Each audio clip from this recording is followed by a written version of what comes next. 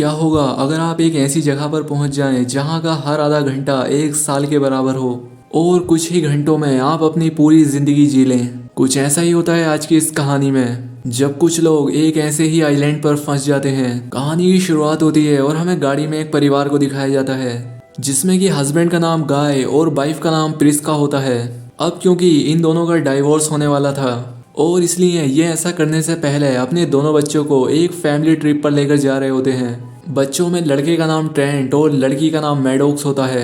अब इसके बाद ये पूरा परिवार रिजॉर्ट में पहुंच जाता है जहां पहुंचकर इनका वेलकम किया जाता है और इन्हें एक ड्रिंक दिया जाता है। अब इसके बाद हमें एक और फैमिली को दिखाया जाता है जिसमें वाइफ का नाम क्रिस्टल होता है और उसका हस्बैंड एक सर्जन होता है और ये दोनों भी अपनी बेटी के साथ यहाँ आए होते हैं। ये सभी फैमिलीज बैठकर आपस में बात कर रही होती हैं। तभी रिजॉर्ट का मैनेजर इनके पास आता है।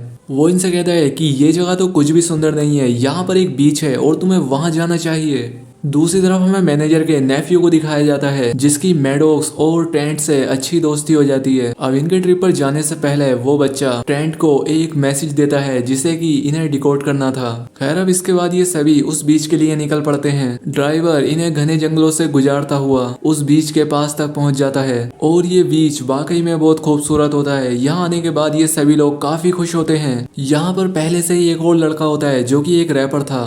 खैर उस पर ध्यान न देकर ये सभी लोग अपने अपने बैठने की जगह ढूंढते हैं और यहाँ घूमने के बाद इन्हें यहाँ पर बहुत सारी इंसानी चीजें मिलना शुरू हो जाती हैं और ये सब देखकर ये काफी हैरान होते हैं। ये समझ नहीं पा रहे थे कि आखिर हमसे पहले जो लोग यहाँ पर आए वो अपनी चीजें अपने साथ वापस क्यों नहीं लेके गए, लेकिन ये लोग इस बात को ज्यादा नहीं सोचते और इंजॉय करने लगते हैं। अब इसके बाद गाय का छोटा बेटा ट्रेंट समुद्र में नहाने के लिए जाता है और जब वो ऐसा कर रहा होता है तभी उसके पास एक लेडी की डेड बॉडी आती है। ये देखकर वो डर जाता है, वो जोर से चिल्लाने लगता है। इसके बाद ये सभी लोग जाकर उस लड़की की डेड बॉडी को देखते हैं और तभी यहाँ पर वो रैपर लड़का आता है। वो इन्हें बताता है कि ये मेरी गर्लफ्रेंड है और मैं इसे काफी देर से ढूंढ रहा था, लेकिन यहाँ पर सभी को लगता है कि इसी ने अपनी गर्लफ्रेंड को मारा है। तभी यहाँ पर सर्जन की वाइफ आती है और वो उससे कहती है तुम्हारी मोम को कुछ हो गया है। अब इसके बाद जब ये सभी लोग वहां जाकर देखते हैं तो ये पाते हैं कि सर्जन की मोम की डेथ हो चुकी है और यहाँ पर सबसे अजीब बात ये होती है कि उसकी मोम की उम्र अचानक से बढ़ गई थी जिसकी वजह से उनकी मौत हुई है। लेकिन ऐसा क्यों हुआ था ये बात किसी को समझ नहीं आती।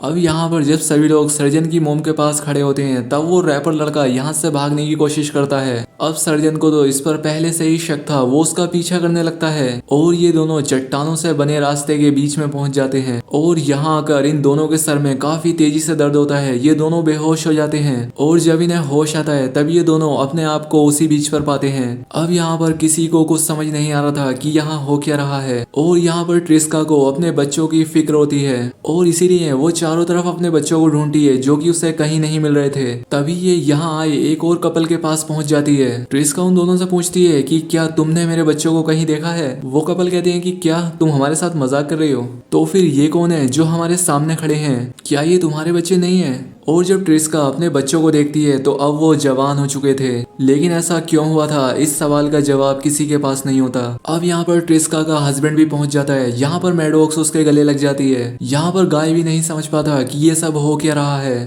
और कुछ देर के बाद इन सभी लोगों को समझ आ जाता है कि इस जगह पर टाइम काफी तेजी से चल रहा है और इसीलिए हमारी उम्र बहुत तेजी से बढ़ रही है। अब इनमें से ज्यादातर लोगों के चेहरों पर झुर्रियां आ गई थीं और अब सर्जन की बेटी भी जवान हो चुकी थी। यहाँ पर सर्जन को यहाँ जो कुछ भी हो रहा है उस सब के पीछे उस रैपर का हाथ लगता है। सर्जन को उस पर गुस्सा आता है और वो नोकीली चीज से उसके चेहरे पर हमला करता है। उसके चेहरे से खून निकलने लगता है। वो अपने घाव को अपने हाथ से दबा लेता है और अब जैसे ही वो अपने हाथ को हटाता है उसका घाव पूरी तरह से भर चुका था और ऐसा लग ही नहीं रहा था कि इसके गाल पर चोट लगी है। वो यहाँ पर सभी को बताता है कि मैं अपनी गर्लफ्रेंड के साथ यहाँ घूमने के लिए आया था, फिर अचानक से वो कहीं गायब हो गई और आखिर में उसकी डेड बॉडी तुम लोगों को मिली। यहाँ पर ये सभी समझ चुके थे कि इस बीच पर कुछ तो अजीब है। अब यहाँ पर ये सभी उम्र के लिहाज से हिसाब लगाने लगते हैं। इन्हें यहाँ पता लगता है कि यहाँ गुजरने वाला हर आधा घंटा एक साल के बराबर है और अगर ये सभी यहाँ से जल्द न निकले तो 24 घंटों के अंदर इनकी उम्र 48 साल बढ़ जाएगी। अब ये सभी लोग यहाँ इस बीच से किसी न किसी तरह से निकलना चाहते हैं, लेकिन इनमें से किसी को नहीं पता कि ऐसा करेंगे कैसे। यहाँ पर तभी प्रिस्का के पेट में तेज दर्द होता है और वो बेहोश हो जाती है। अब दरअसल उसके पेट में ट्यूमर होता है और अब वो अपने समय से बहुत ही जल्दी मोटा हो गया था और इसकी जान बचाने के लिए इन्हें उसे निकालना होगा। यहाँ पर सर्जन अपना नाइफ उठाता है और उससे वो प्रिस्का के पेट को काटने लगता है,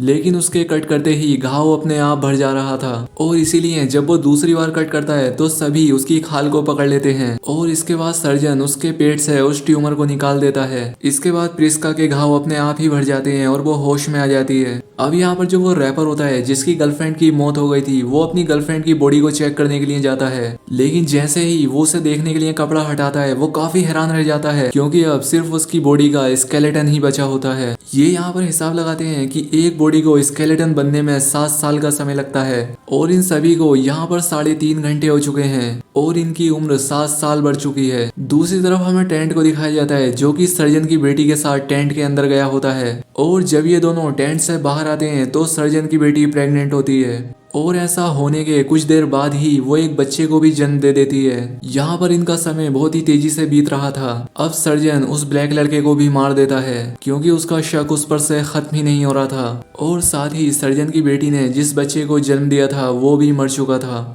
अब इन सभी लोगों में से एक आदमी रास्ता खोजने के लिए समुद्र के रास्ते से गया था, लेकिन उसकी डेड बॉडी भी इन्हें पानी में मिलती है और उसके कुछ समय बाद ही उस मृत आदमी की वाइफ को दौरा पड़ता है जिससे उसकी भी मौत हो जाती है। सर्जन की बेटी यहाँ से निकलने का रास्ता ढूंढना चाहती है, इसलिए वो चट्टानों पर चढ़ना शुरू कर देती है, लेकिन अब जैसे ही वो ऊपर जाती है उसके सर में भी दर्द होना शुरू हो जाता है और वो वहां से नीचे गिरकर मारी जाती है। अब यहाँ पर जैसे जैसे इन सभी का वक्त बीतता जा रहा था इनकी उम्र भी बढ़ती चली जा रही थी। अब इसके बाद यहाँ पर रात हो जाती है और अब वो सर्जन जो कि अपने दिमाग का संतुलन ही खो बैठा है वो प्रिस्का के हस्बैंड पर भी अटैक कर देता है, लेकिन यहाँ पर प्रिस्का अपने हस्बैंड की जान बचाती है और ये लड़ते हुए काफी घायल हो जाते हैं। इसके बाद रास्ता ढूंढने के लिए टेरेंट और मैडॉक्स एक केव में जाते हैं। वहां पर सर्जन की वाइफ पहले से ही होती है, लेकिन उसे एक बीमारी थी, वो कैल्शियम की कमी के कारण काफी अजीब हो जाती है और मर जाती है। अब इसके बाद इस बीच पर इन लोगों को पहली सुबह होती है और अब सब लोग मारे जा चुके थे, सिर्फ ट्रेंट और मैडॉक्स दोनों भाई बहन ही जिंदा बचे होते हैं। यहाँ पर ये सोचने लगते हैं कि इन्हें यहाँ से कैसे निकलना चाहिए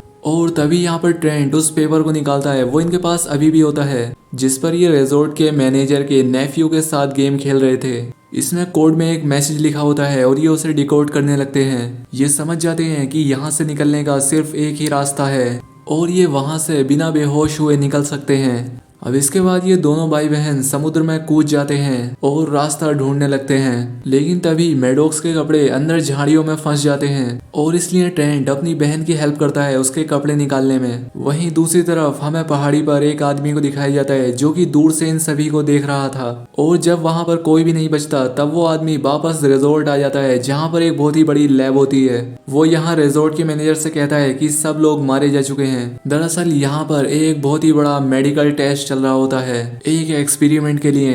अब दरअसल इस रिजॉर्ट में जो पहली बार गेस्ट आते हैं तब उन्हें वेलकम के लिए जो ड्रिंक पिलाया जाता है सभी निचोड़ उस ड्रिंक के अंदर ही होता है, जिससे कि लोगों की एज बढ़ रही थी। उस बीच से लोगों की एज बढ़ने का कोई भी लेना देना नहीं होता, चाहे वो भले ही उनकी बीमारियां हो या उनके तेजी से घाव बढ़ना, बल्कि इस सब का संबंध तो उस वेलकम ड्रिंक से था जो कि ने यहाँ आने के बाद पिलाई गई थी। अब क्योंकि अगर वो ये सब गवर्नमेंट की परमिशन के साथ करते तो ऐसा करने में उन्हें कई साल लग जाते, लेकिन यहाँ पर जो रिसर्चर होते हैं वो यहाँ पर आने वाले गेस्ट के साथ ही रिसर्च किया करते थे ताकि जो काम उनका सालों में हो वो कुछ दिनों में हो जाए। और ये एक्सपेरिमेंट अभी तक वो 73 बार कर चुके होते हैं और अब जब इन सभी लोगों को पता लग चुका है कि उस बीच पर अब कोई भी नहीं बचा तो ये लोग फिर से यहाँ पर आने वाले मेहमानों के साथ ये एक्सपेरिमेंट करना चाहते हैं। और तभी यहाँ पर कुछ और गेस्ट आते हैं और वेट्रेस उनके पास वही ड्रिंक लेकर जाती है और इससे पहले कि वो उस ड्रिंक को मेहमानों को देती उससे कोई टकरा जाता है जिससे वो ड्रिंक गिर जाती है और ये कोई और नहीं होता बल्कि मैडॉक्स और उसका भाई ट्रेंट होते हैं। और अब इनकी उम्र लगभग 50 साल तक हो चुकी थी। दरअसल जब मैडॉक्स के कपड़े पानी के अंदर फंस गए थे तब ट्रेंट ने उसके कपड़ों को निकाल दिया था